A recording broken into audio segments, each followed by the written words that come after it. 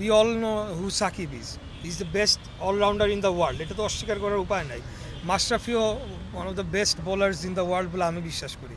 তো এখন যদি আইনিভাবে একটা পদক্ষেপ নেওয়া হয়, আমি বিশ্বাস যে ক্রীড়া মন্ত্রণালয় সেই ক্ষেত্রে ওনাদেরকে সহযোগিতা করতে আপনার কাছে পারবে। মনে হয় তারা এসে ফেস করলে ভালো হয়?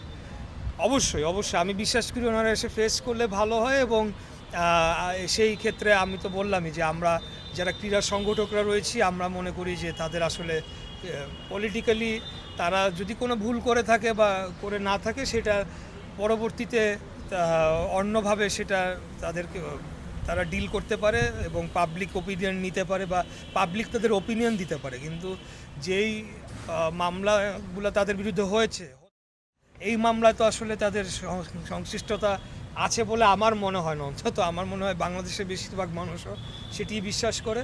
তো সেইভাবে তাদের বিরুদ্ধে যদি কোনো অন্য অভিযোগ থেকে থাকে, আমার মনে হয় যে তা ওনাদের ডিল করা উচিত বিষয়টা নিয়ে। আমরা এই ব্যাপারে ক্রীড়া সংগঠকরা যারা রয়েছি এবং সাধারণ যারা ক্রিকেটের ভক্ত যারা রয়েছি, সাকিব আমরা একাধিকবার বলেছেন একটা গ্রিন সিগন্যালের অপেক্ষায়, সেই গ্রিন সিগন্যালটা আসলে মানে কেন হচ্ছে না বা আমি কেন জানি পাওয়া না যাচ্ছে? এটার উনি কী অর্থে বলেছেন, এটা বেটার অ্যান্সার উনি দিতে পারবেন। গ্রিন সিগন্যাল বলে কোনো সিগন্যাল আছে কিনা আমি জানি না। আমি জানি যে যে কোনো মামলা সংক্রান্ত বিষয় সেটা আইনি প্রক্রিয়ার মাধ্যমে ফেস করতে হয়। না, এটা টোটালি আইনি বিষয়। দেশ থেকে নিষেধাজ্ঞাটাও উইথড্র হবে এটা আইনি ভিত্তির উপরে, এবং ওনাদের আইনজীবীরা এই ব্যাপারে পদক্ষেপ নিলে নিশ্চয়ই কোনো প্রতিকার কোর্ট থেকে বা সংশ্লিষ্ট যে সংস্থার থেকে তারা পাবেন।